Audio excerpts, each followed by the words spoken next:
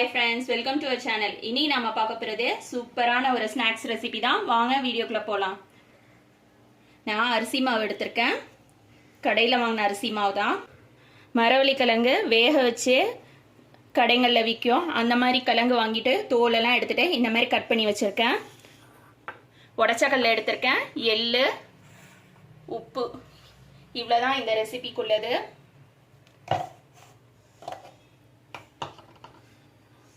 First உடைச்ச கடலையை நம்ம பவுடர் பண்ணிக்கலாம்.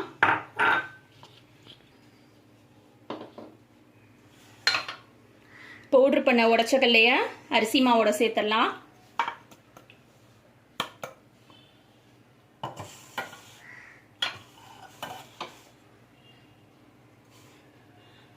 உடைச்ச கடலை பவுடர் பண்ண அதே மிக்ஸி ஜாரில் மரவள்ளி கிழங்க நல்லா பவுடர் மாதிரி ஆக்கிடலாம்.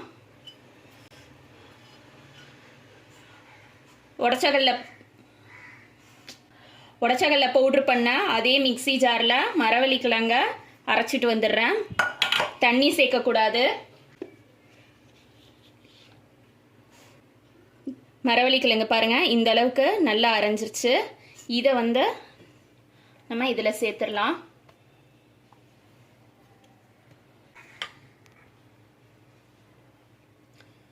இதில் கொஞ்சமாக எள்ளு சேர்த்துக்கலாம். நான் வாங்கினது சுத்தமான எள்ளு, அதால் அப்படியே சேர்த்துக்கிறேன். சில எள்ளில் மண் இருக்கும், நீங்கள் பார்த்து சேர்த்துக்கோங்க.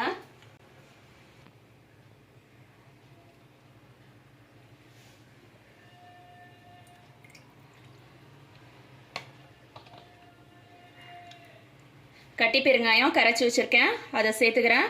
உங்கள்கிட்ட கட்டி பெருங்காயம் இல்லைன்னாக்கா தூள் பெருங்காயம் கூட போட்டுக்கலாம். கல்லுப்பு எடுத்துருக்கதால டைரெக்டாக அப்படியே போடாமல் கொஞ்சமாக ஒரு பாத்திரத்தில் சேர்த்துட்டு தண்ணியில் கரைச்சிட்டு அதுக்கப்புறம் ஆட் பண்ண போகிறேன். உப்பு கரைச்சதை ஆட் பண்ணிட்டேன். இதுக்கு பார்த்தீங்கன்னா ரொம்ப தண்ணி சேர்க்கக்கூடாது.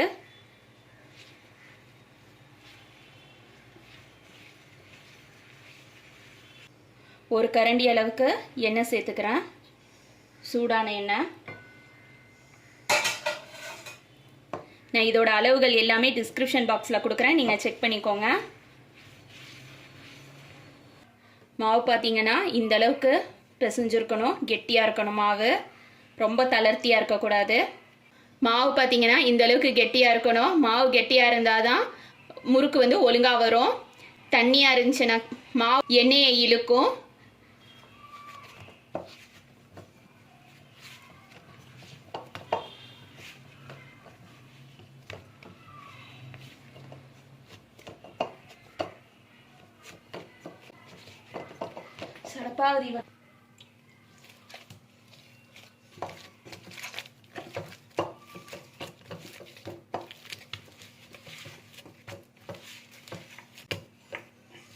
மாவு இந்த அளவுக்கு கெட்டியா இருக்கணும், அப்பதான் முறுக்கு நல்லா வரும். ரொம்ப தளர்த்தியா இருந்துச்சுனாக்கா எண்ணெயை இழுக்கும். இப்போ இதை முறுக்குரல்ல போட்டுக்கலாம். முறுக்குரல்ல இந்த மாதிரி தட்டு இருக்கும், இந்த மாதிரி ஸ்டார் தட்டு இருக்கும். எதில் வேணாலும் போட்டுக்கோங்க.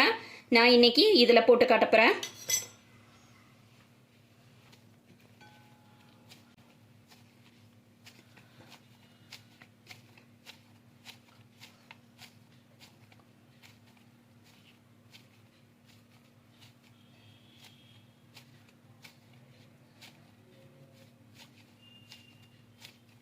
இந்த அளவு மாவு எடுத்திருக்கேன்.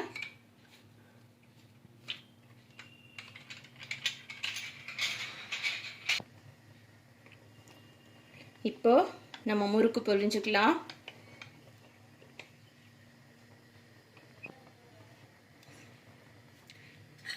இந்த மாதிரி ஒரு கரண்டி எடுத்திருக்கேன். கரண்டி மேலே நம்ம முறுக்கு பிழிஞ்சுக்கலாம்.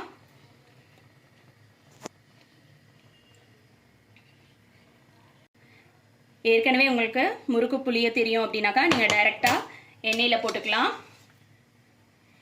பிகினர்ஸாக இருக்கவங்க இந்த மாதிரி செஞ்சுக்கோங்க.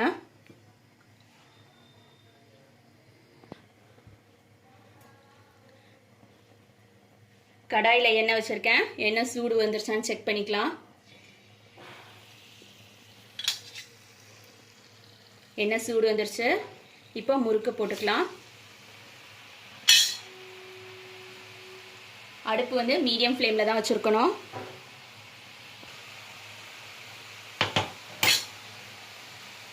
எப்போதுமே முறுக்கு போட்ட உடனேயுமே டிஸ்டர்ப் பண்ணக்கூடாது.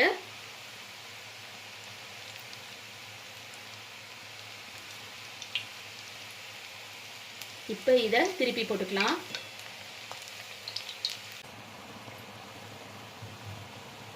முறுக்கு பார்த்தீங்கன்னா நல்லா பொரியணும். இந்த பபிள்ஸ் எல்லாம் அடங்கணும். அப்போ தான் நம்மளோட முறுக்கு ரெடி ஆயிருக்குன்னு அர்த்தம். யூஸ்வலாக மரவள்ளிக்கிழங்குல நாம் எல்லாருமே வந்து அடை, தோசை அந்த மாதிரி தான் செஞ்சுருக்கோம். ஆனால் முறுக்கு வந்து ரொம்ப சூப்பராக இருக்கும்.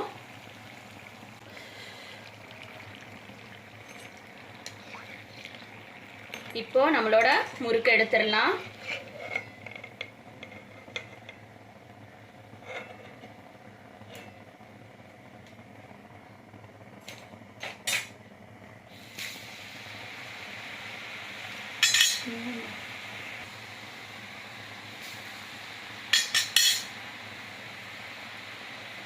இதே மாதிரி எல்லா முறுக்கையும் நான் செஞ்சுட்டு காட்டுறேன். இப்போ பாருங்க, நம்மளோட மரவள்ளிக்கிழங்கு முறுக்கு ரெடி ஆயிடுச்சு. எந்த அளவுக்கு கிறிஸ்பியா இருக்கு அப்படின்னு சொல்லிட்டு காட்டுறேன் பாருங்க. ஒரு இதை உடைச்சு காட்டுறேன்.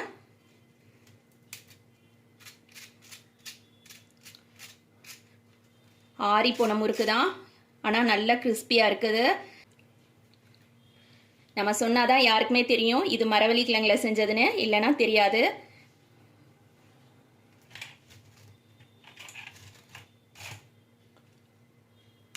இந்த அளவுக்கு பாருங்க, எந்த அளவு நல்லா கிறிஸ்பியாக இருக்குன்னு சொல்லிட்டு. எல்லாமே நம்ம வீட்டில் இருக்கிற பொருள் தான். இதே மாதிரி நீங்களும் உங்கள் வீட்டில் செஞ்சு பாருங்கள். தேங்க்ஸ் ஃபார் வாட்சிங்.